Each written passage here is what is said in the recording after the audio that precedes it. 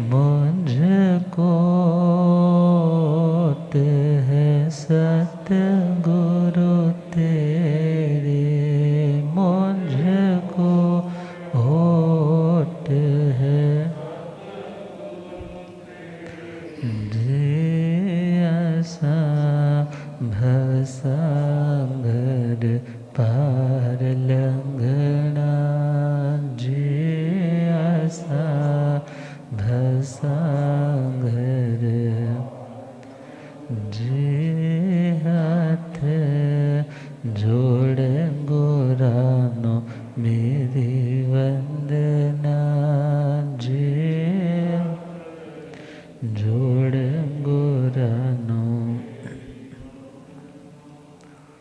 अनंत अनंत शांति के निकेतन शासनपति श्रमण भगवान महावीर स्वामी के पावन चरणारविंदों में हार्दिक भावना वंदन नमन।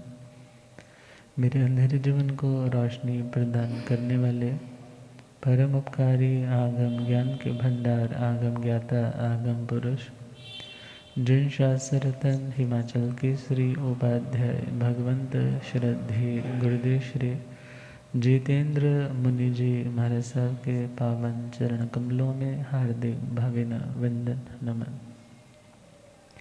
आदरणीय सेवाभावी तपस्वी श्री प्रशमित मुनि जी, पाठ पर शोभायमान प्रवचन प्रभाविका कर्मठ योगिनी महासाध्वी श्री सुनीता जी महाराज साहब, धर्म सभा में उपस्थित धर्मानुरागियों, सुशीलवती माताओं एवं बहनों, असीम पुण्यदय से भाग्योदय से आप सबको संतों का समागम और वीतरागवाणी श्रवण करने का सुअवसर प्राप्त हो रहा है। श्रीमद् उत्तराध्ययन सूत्र 29वां अध्याय सम्यक्त पराक्रम समाप्ति की ओर बढ़ रहा है। कल तक मान विजय के बारे में श्रवण कर रहे थे। जो व्यक्ति अपने अभिमान को, अपने अहंकार को झुकाने का, कम करने का अभ्यास करता है, तो फिर जिंदगी में बड़ी से बड़ी अचीवमेंट होने के बावजूद भी वह व्यक्ति घमंड नहीं करता। घमंड छोड़ने से ही घमंड घटता है, किसी का घमंड तोड़ने से घमंड घटता नहीं।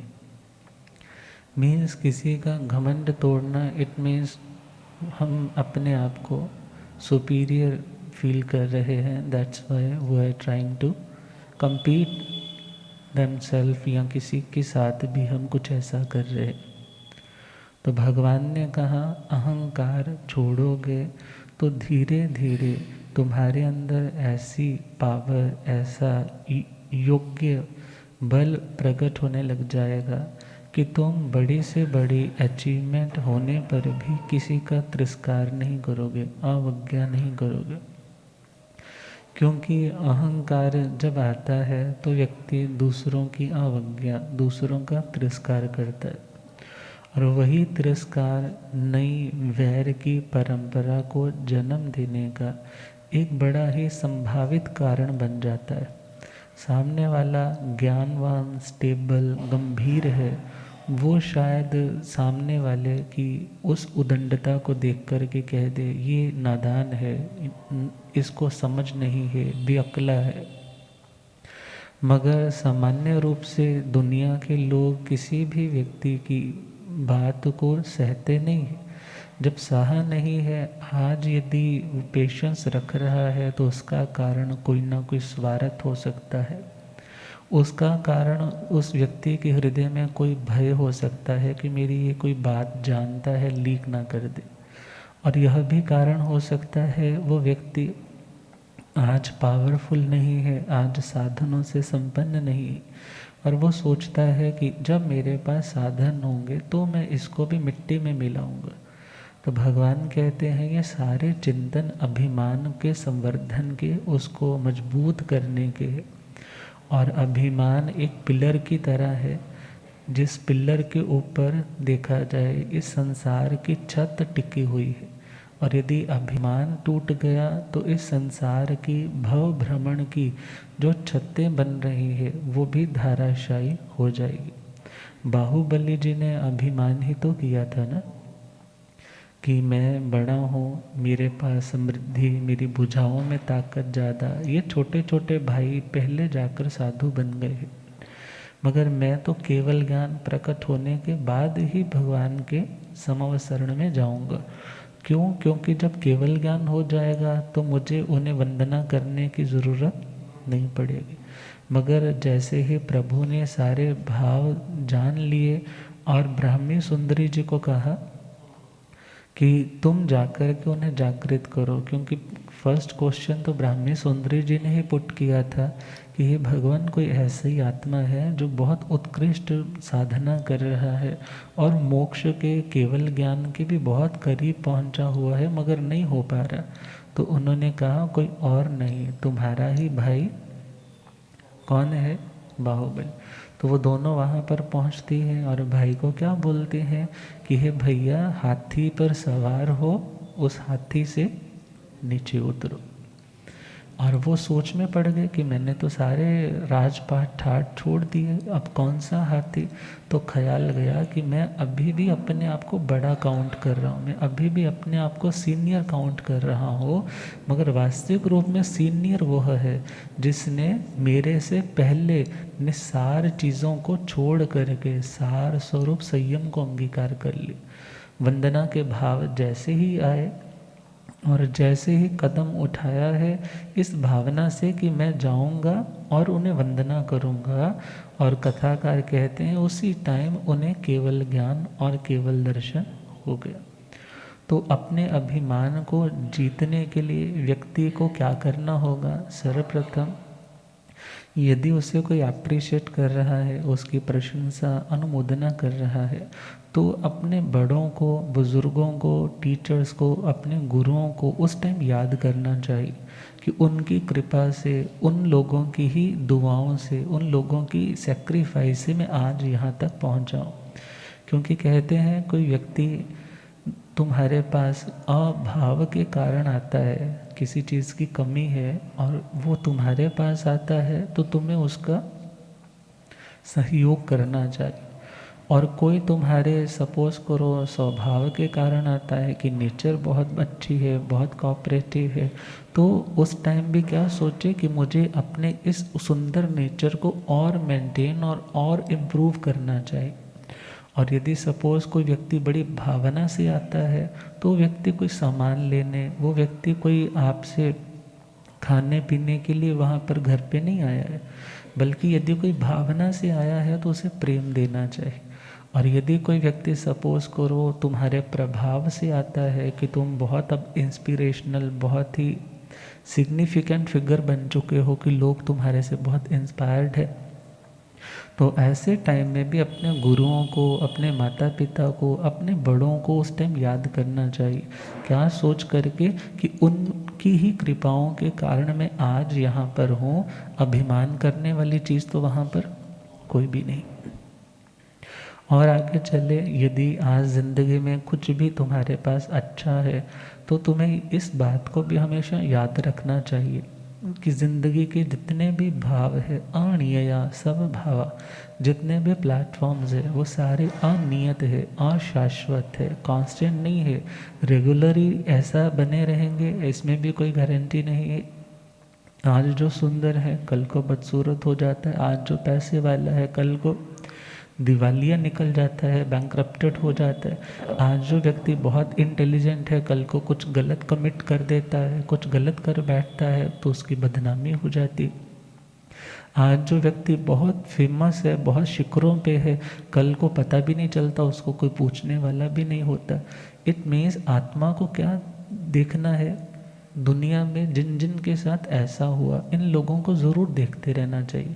क्या सोच करके कि हे आत्मा, आज तुम्हारे पास भी यदि कुछ अच्छा है, कब चला जाए इसका कुछ पता नहीं है, इसलिए इन साधनों के मद में आकर के क्योंकि हमारे इन साधनों का भी एक नशा होता है कि नहीं नशा। उस नशे में व्यक्ति फिर किसी को पहचानता नहीं, कुछ बोलना है, बोलने की कोई सेंस नहीं रखता, अर्थात उस नशे में आकर के कुछ गलत नहीं करना, बल्कि खुद को क्या रखना, कंट्रोल में रखना।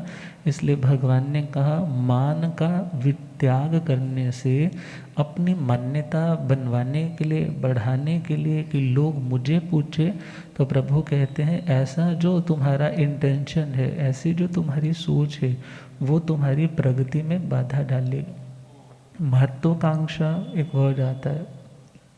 बहुत से लोग दुनिया में ऐसे होते हैं जो महत्व की आकांक्षा करते हैं कि मुझे इम्पोर्टेंस मिले, इस चीज़ की मन में उनके लालसा होती। और बहुत बार जब उन्हें वो ग्रेड मिल नहीं पाता, उन्हें जब वो अप्रिसिएशंस मिल नहीं पाती, तो जिन लोगों को मिल रही हैं फिर वो उनके प्रति ईर्ष्या करने लग जाते हैं।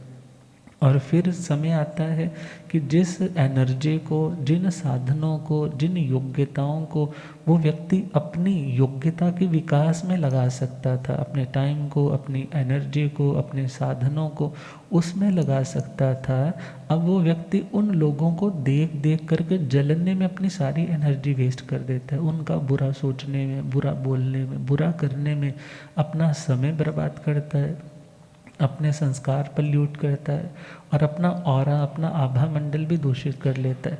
फिर उस व्यक्ति को कोई व्यक्ति पसंद नहीं करता। इसलिए प्रभु का कहना, अपने अभिमान को जो त्यागेगा वही वास्तव में मुक्ति का अधिकारी बन पाएगा। तो अगला पॉइंट है माया विजय। बहुत बार कह देते हैं सरलता बहुत कठिन चीज़ है, सरलता बड़ी कठिन चीज़ है। सरल कहना, सरल सरल समझाना, ये सब चीज़ें इजी है, मगर अंदर से भी सरल हो जाना ये कठिन चीज़ है। क्योंकि एक मन की सरलता है, एक वाणी की सरलता है, और तीसरी काया की सरलता। सरलता का मतलब है जिसमें कोई छल फरेब नहीं है, जिसमें कोई घुमाव नहीं है, जिस बात में कोई टेढ़ापन नहीं है, जो है वो बिल्कुल क्लियर है, उसका नाम क्या है, सरलता। और भगवान कहते हैं जो ऋजु भाव है, जो आर्जवता है, वो सरलता तुम्हारी आत्म शुद्धि का फर्स्ट स्टेप है। यदि कोई चाहता है कि मेरी आत्मा क्लीन हो जाए, मेरी आत्मा प्योर हो जाए, तो उसको सबसे पहला स्टेप कौन सा अपनाना है, सरलता। अब ये सरलता वाला चैप्टर समझाना बड़ा सरल है, मगर इसको ज़िंदगी में पूरा अक्षरशः वर्ड टू वर्ड ज़िंदगी में उतार लेना, उसके लिए बहुत ज़िंदगियाँ लग जाती। मगर जिसका जितना क्षोभम जागृत होता है, जिसका जितना मोहनीय कर्म का क्षोभम ज़्यादा होता है, वो व्यक्ति उतनी ही ज़्यादा सरल होती। सरलता का सिंपल सा मतलब है जो व्यक्ति अपने आत्म संयम में है वो सरल होगा, जो अपने आत्म संयम में नहीं है वो व्यक्ति सरल नहीं हो पाएगा।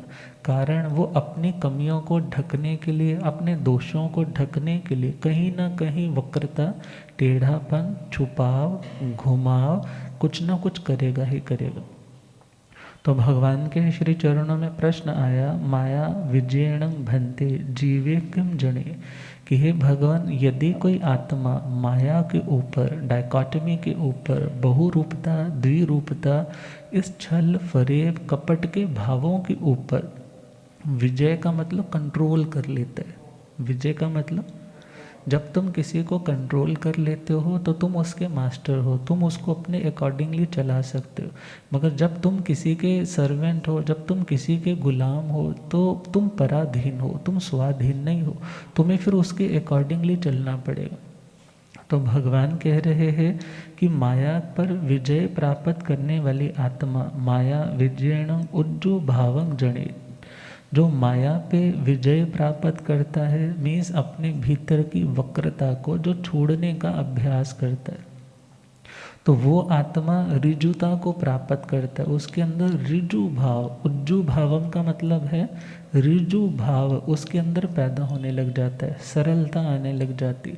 हो सकता है वो व्यक्ति जुबान से अपनी सारी कमियों को ना बोल पाए, मगर फिर भी वो व्यक्ति अंदर से स्वीकार करने लग जाता है कि जो गलत है मैं उसको एक्सेप्ट करता हूँ, जो मेरी कमी है मैं उसको भी एक्सेप्ट करता हूँ, जो मैं दूसरों के सामने अच्छा और भीतर से अभी तक बुरा हूँ मैं उसको भी एक्सेप्ट करता हूँ, तो ध्यान देना वो एक्सेप्टेंस ही उस व्यक्ति को आगे बढ़ाएगी। वो एक्सेप्टेंस ही उस आत्मा को कभी जुबान से भी बोलने की ताकत प्रदान करेगी कि मेरी जो कमी है मैं उसको स्वीकार करूं। और इतना ध्यान रखना है, अपनी कमियां सबके सामने बोलने की ज़रूरत नहीं होती, क्योंकि यदि तुम्हें कोई प्रॉब्लम है तो तुम जब इतने लोगों के सामने अपनी प्रॉब्लम बोलते हो ना, तो नीम हकीम खतराए जान।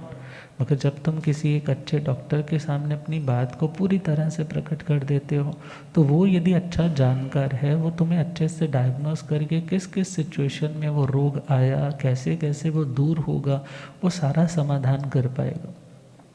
इसी प्रकार जो योग्य है, जो जाति आदि से संपन्न है, आचार इत्यादि से संपन्न है, जो आधारवान है इत्यादि, जो 10 गुण आते हैं आलोचना सुनने वाले के, उसी के सामने सरल भावों से अपनी सारी प्रॉब्लम बतानी चाहिए। क्योंकि जहाँ भी माया है वहाँ व्यक्ति में भय रहता है, वहाँ एक फिक्र रहता है, पकड़े जाने का एक खतरा रहता है। और उसी के साथ साथ शास्त्र श्रीमद् ठाणंग जी सूत्र में 8वें ठाणे में आता है, जो व्यक्ति मायावी है वो व्यक्ति मानो उस धौंकनी की तरह अंदर से जलता रहता है।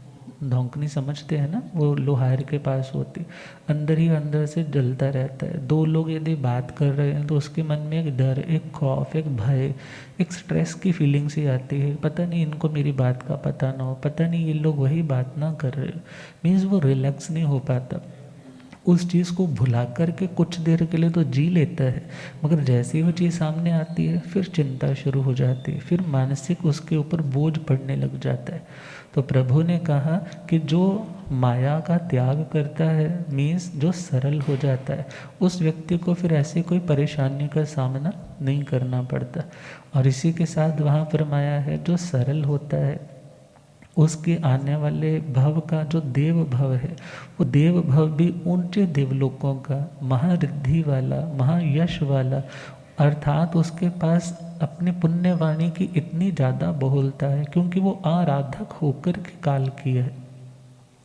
आराधकता के बाद उसने उस भव को प्राप्त किया है। क्योंकि जो मायावी है उसके लिए आता है मिथ्या दृष्टि, और जो सरल है उसके लिए आता है वो सम्यक दृष्टि है। तो मिथ्या दृष्टि तो विराधक ही हो जाएगा, और जो सम्यक दृष्टि है वो आराधक हो जाए। गलती का होना, किसी कमी का आना, ये कोई बहुत बड़ी बात नहीं, मगर हाँ उसको हृदय से स्वीकार कर लेना, कमी है, ठीक होनी चाहिए, उसके लिए प्रयास होना चाहिए। इट मीन्स उसे अपनी गलती से प्यार नहीं है, और जिसे अपनी गलती से प्यार नहीं है वो कभी ना कभी सुधार ज़रूर करे।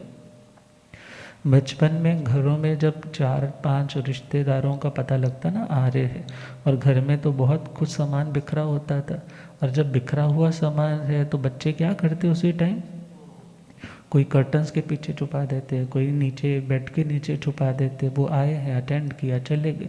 मगर मात्र छुपाने से घर का कचरा, घर का जो सामान वेस्ट है, उससे वो घर क्लीन तो नहीं ना हो जाएगा। इसी प्रकार जब कोई व्यक्ति हमसे बात करता है, हम अपने कितने कितने दोषों को छुपा करके ही बात करते, और जब छुपा करके कर रहे हैं तो ध्यान देना है गंदगी तो अंदर ही है, गंदगी तो आउट नहीं हुई, गंदगी तो क्लीन नहीं हुई। और जब तक क्लीन नहीं हुई, जैसे बोलते ना स्लम एरियाज़ में कितनी गंदगी, एक अच्छा सिविलाइज्ड व्यक्ति नीट एंड क्लीन वातावरण में रहने वाला वहाँ जाकर के सफोकेटेड फील करता है कि मैं चला जाऊँ। ऐसे ही जो आत्मा कुछ क्लिनजिंग की और, कुछ प्योरिटी की और, कुछ शांति की और, स्पिरिचुअलिटी के पाथ पर जब आगे बढ़ने लगता है, तो उसको खुद ही रियलाइज़ होने लगता है कि अब मुझे सफोकेशन फील होती है, मुझे उन चीज़ों को निकालना है, मुझे उसको वाइप आउट करना है, मुझे उसको प्योर करना है, क्लीन करना है, शुद्ध करना है। और जो शुद्ध हो जाता है वो व्यक्ति सरल कहलाता है।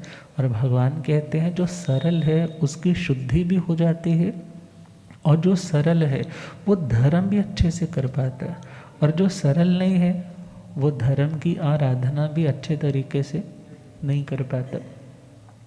तो हम देखें माया के रूप में, माया का एक सामान्य शब्द का अर्थ तो पैसा रहता है, माया, जिसके लिए बोलते हैं ना माया तेरे तीन नाम, परसा परसु परसराम।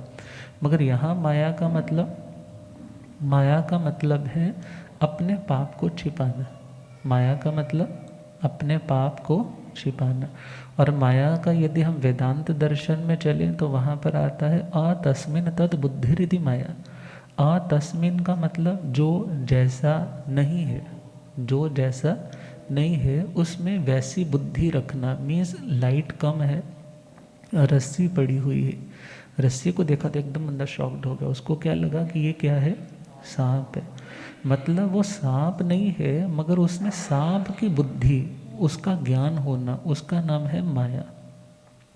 इसी प्रकार जो व्यक्ति जैसा नहीं है मगर वैसा वो दिखने की कोशिश करता है, मीन्स जहाँ दिखावा है वहाँ माया है, जहाँ बिल्कुल बिल्कुल सीधा सीधा है वहाँ सरलता है।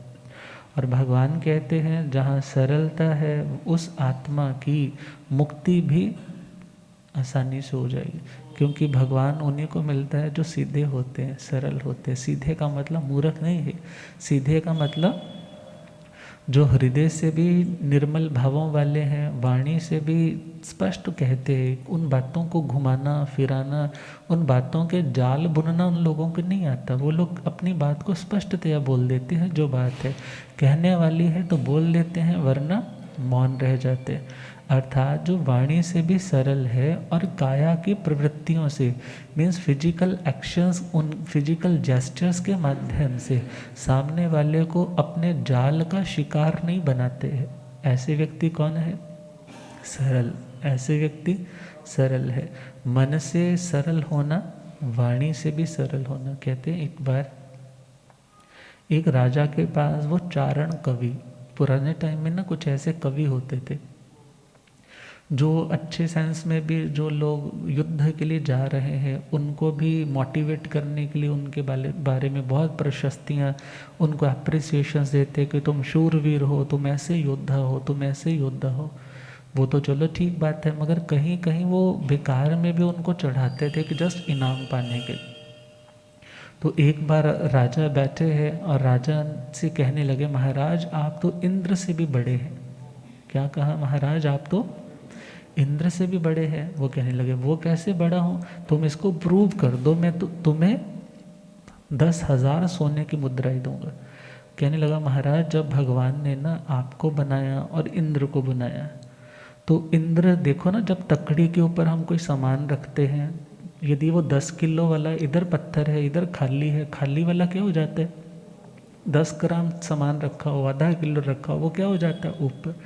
मतलब आप ज़्यादा हैवी हैं, आपके पास ज़्यादा पुण्यवाणी है, इसलिए आप तो कहाँ आ गए, धरती। वो बेचारा हल्की क्वालिटी वाला था, उसके पास ज़्यादा कुछ था नहीं, तो उसको कहाँ रख दिया, ऊपर। अब राजा तो खुश हो गया, मगर विचार करना है ऐसी जो बातें हैं जिसमें व्यक्ति जस्ट सामने वाले को छल रहा है, तो वो सत्य नहीं है। और याद रखना है, जहाँ माया कपट होगा, बनावट होगी, तो वहाँ पर अंदर से एक भय रहता है। गुरुदेव एक छोटी सी स्टोरी सुनाया करते हैं कि पुराना टाइम था तो गांव के लोग कपड़ा लेने के लिए शहर में आते थे। शहर में आए हैं वो 4 दोस्त हैं। अब जैसे ही एक जगह पे पहुँचे हैं तो कहने लगे, जब हम सारा सामान इकट्ठा कर लेंगे ना, तो जहाँ पे पुलिस स्टेशन है ना, थाना है, वहाँ पर हम सारे इकट्ठे हो जाएंगे लास्ट में, फिर वहाँ से हम मूव करेंगे अपने गांव की ओर। अब बात होगी, ठीक है। अब सारे अपने अपने जगह पे, कोई मिठाइयों के ऑर्डर्स करवाने चला गया, कोई कपड़े लेने के लिए चला गया, कोई ऑर्नामेंट्स लेने के लिए चला गया, तो सारे बिजी हो गए। और एक जगह कपड़े वाली दुकान से उसने कपड़े खरीदे, और लास्ट में जब बिल बन गया तो बिल पूछा कितने का, वो बोला जी बस ये 1000 रुपया।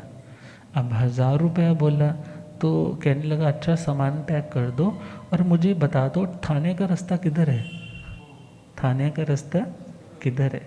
वो थोड़ा डर सा गया, कहने लगा लगता है उसको पता चल गया कि मैंने हेर फेर कर रखी। कहने लगा जी उस 1000 पे उसने दिए थे, उसमें से 50 रुपये उसको वापस दे। कहने लगे ये रख लो और आप चले जाओ।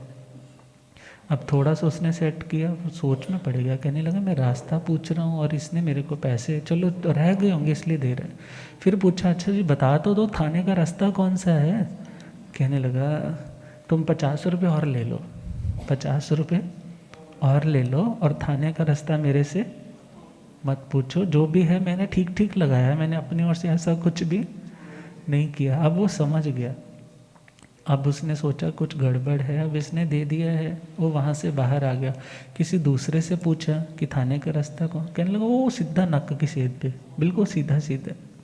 मीन्स उसको बताने में प्रॉब्लम हुई, बाहर वाले को बताने में प्रॉब्लम क्यों नहीं हुई, क्योंकि एक जगह छल था और उसके कारण भय था, और बाहर सरलता थी इसलिए निर्भयता थी।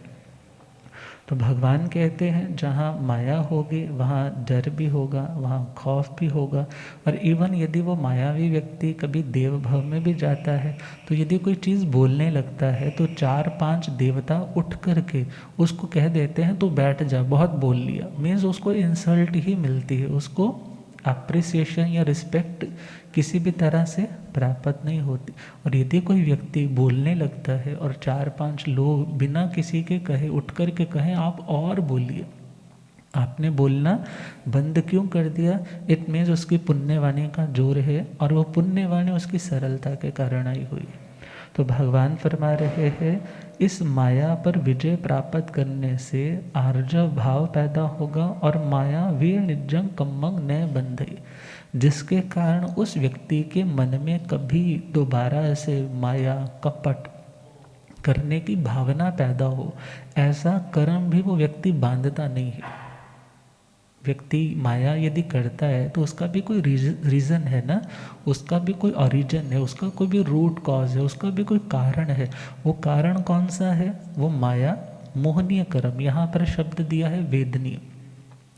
वेदनीय मतलब जिसकी अनुभूति हो, अर्थात मन में कपट करने की भावना आना, उसका नाम क्या है, माया वेदनीय कर्म। मीन्स वो कर्म, वो संस्कार, वो बीज वो नहीं डालेगा जिसके कारण आने वाले टाइम में उसके मन में ये भी ख्याल आए कि मैं माया करूं, बल्कि वो सरल ही सरल जिंदगी बिताने की कोशिश करेगा।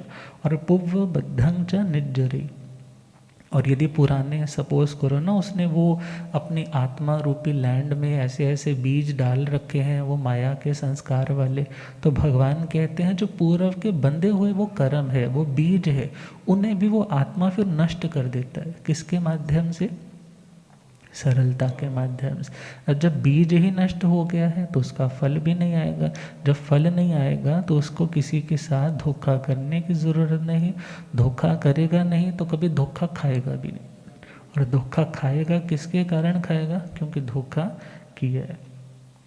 तो भगवान ने कहा कि जो आत्मा माया से उपरत है उसका त्याग करेगा, उसकी निर्भयता बढ़ेगी, उसकी साधना में प्रगति बढ़ेगी, वो सत्संग से, वो शास्त्रों से दूरी नहीं बनाएगा।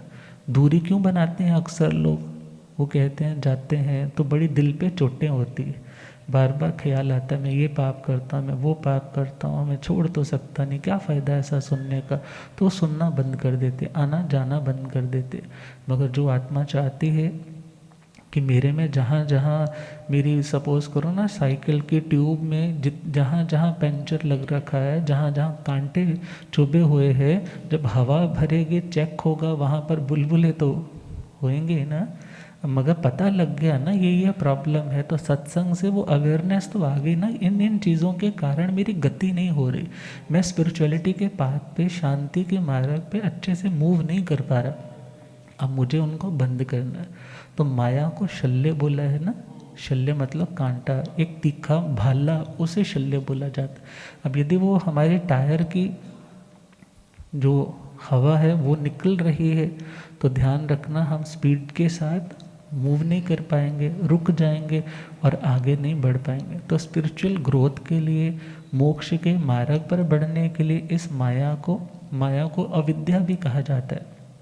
पातंजल योग दर्शन में चले तो इसे अविद्या बोला जाता है। तो इस अविद्या को छोड़ने वाला, इस माया को छोड़ने वाला आत्मा त्रियोग से, मन से, वचन से, काया से एक रूपता की साधना, इक्वेनिमिटी, उसमें मन से जो सोचा है, बोलने लायक है, उसी को बोलेगा। जो कह दिया है तो वचन का पक्का होगा। ये नहीं है कि मेरे सामने कुछ बोल के गया, तुम्हारे सामने अपनी स्टेटमेंट कुछ और ही देने लग जाए। तो भगवान का ये सुंदर सा भाव, जो मायावी है वो तरेगा नहीं, और जो सरल है वो अवश्य में तरेगा। रावण ने भी तो वेश परिवर्तित करके साधु का, सन्यासी का रूप लिया, मगर सीता का अपहरण हुआ, जैसे ही किया तो वही रूप उसने प्रकट किया। तो लोक निंदा कितनी हुई। जो सरल है वो पूजनीय है, और जो मायावी है वो कभी ना कभी अपूजनीय, निंदनीय बन जाता है। तो क्या कहना है, क्या गुनगुनाना है। संसार की वृद्धि कब होती है, जब माया का सेवन किया जाता है। महाबल के भव में भगवती मल्ली कुमारी जी ने तो जस्ट यही छुपाया था ना कि मैं आज तेला करूँगी तो तुम, हाँ उस टाइम तो पुरुष लिंग में थे ना, क्या कहा था, आज तेले का पारणा है, सभी करेंगे, मगर सारे गोचरी लेकर आ जाते, बोले मैंने तो चौला कर लिया। उन्हें ये था कि मैं आज बड़ा हूँ तो नेक्स्ट भव में भी मैं बड़ा रहूँ, क्योंकि इस साधना से ही व्यक्ति में बड़प्पन आएगा। मगर इस माया के कारण उन्होंने स्त्री गोत्र बांध लिए, और आने वाले भव में उन्हें सब, भले वो उत्कृष्ट विमानों में भी गए हैं, मगर वहाँ से जब आए हैं तो स्त्री वेश में, स्त्री लिंग में देखा जाए, उन्हें तीर्थंकरत्व की प्राप्ति हुई। तो ये सारी बातें यदि हम पूर्व के सूत्रों में जाए, स्त्री वेद, स्त्री लिंग या नपुंसक लिंग की उपलब्धि का कारण भी माया है। अर्थात जो अपने दोष को छुपाते हैं, फिर उन्हें इस रूप में देखा जाए, कितनी वेदनाओं का, कितने कष्टों का, कितनी पराधीनताओं का भी सामना करना पड़ता है। तो गुनगुनाना है, माया के छाया में हो, माया के संसार ये फलता है, माया के छाया में संसार ये फलता, मीठा जहर जो पिए हो, मीठा जहर जो अंदर से तो जलता है, मीठा जहर जो पिए अंदर से तो दोषों के कचरे को हमने संभाला है, हो दोषों के कचरे को हमने संभाला, माया के नागिन को हमने ही पाला है, हो माया की नागिन को हमने ही खुद ही चला जाता, हो खुद ही चला, जो औरों को चलता है, माया की छाया में संसार ये फलता है, माया की छाया में संसार ये, झाड़ो सरलता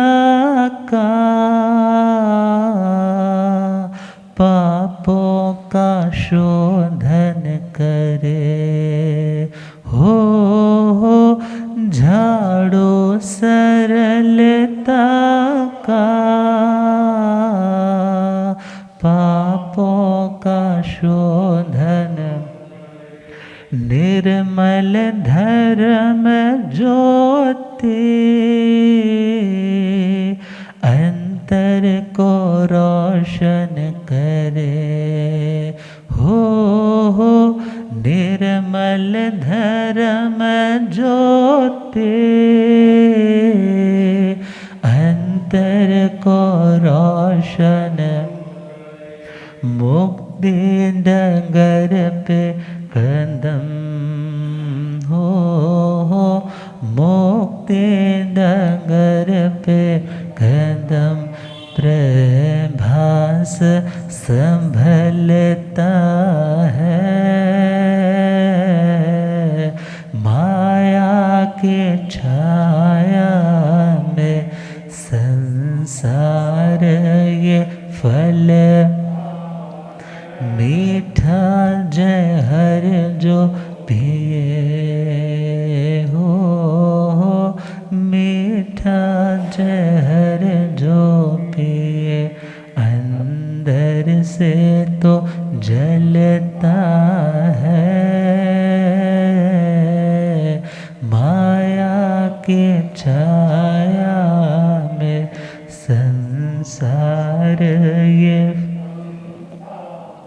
तभी तो कितनी बार लिखा जाता है, पाप छिपाया ना छिपे, छिपे तो मोटा भाग, दाबी दुबी ना रहे जो रुई लपेटी आग।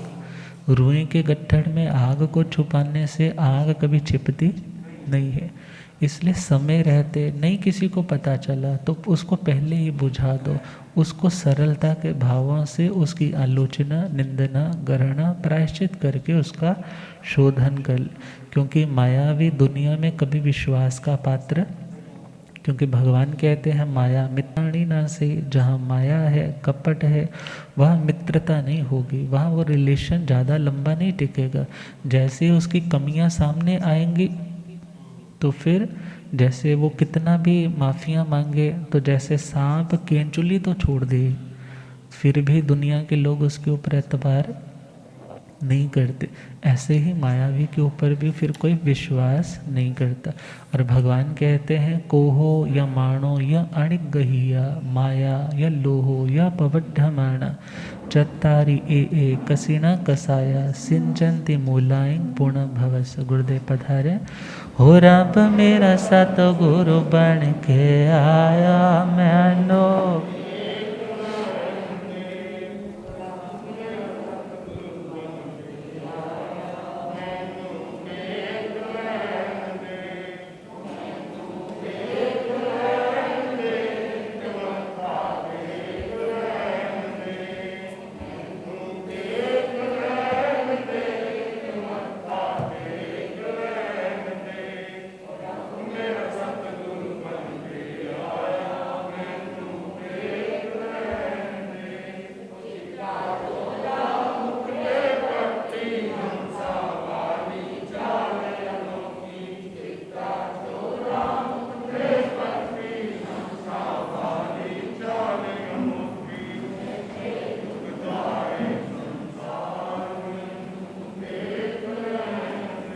होते झुकदा है संसार मैनो, हो रब मेरा सतगुरु बन के आया मैनो। भूलिया आगम ज्ञाता आगम पुरर्जन शास्त्रधन हिमाचल केसरी उपाध्याय भगवंत श्रद्धे गुरुदेव श्री जितेंद्र मुनि जी। तो अब इस गाथा के बारे में भी और भी जो वर्णन है, और इसके साथ साथ अगला जो हमारा कॉन्सेप्ट है वो लोभ विजय का रहेगा, तो उसके बारे में बात करेंगे हम। गुरुदेव कृपा करें। ओम शांति।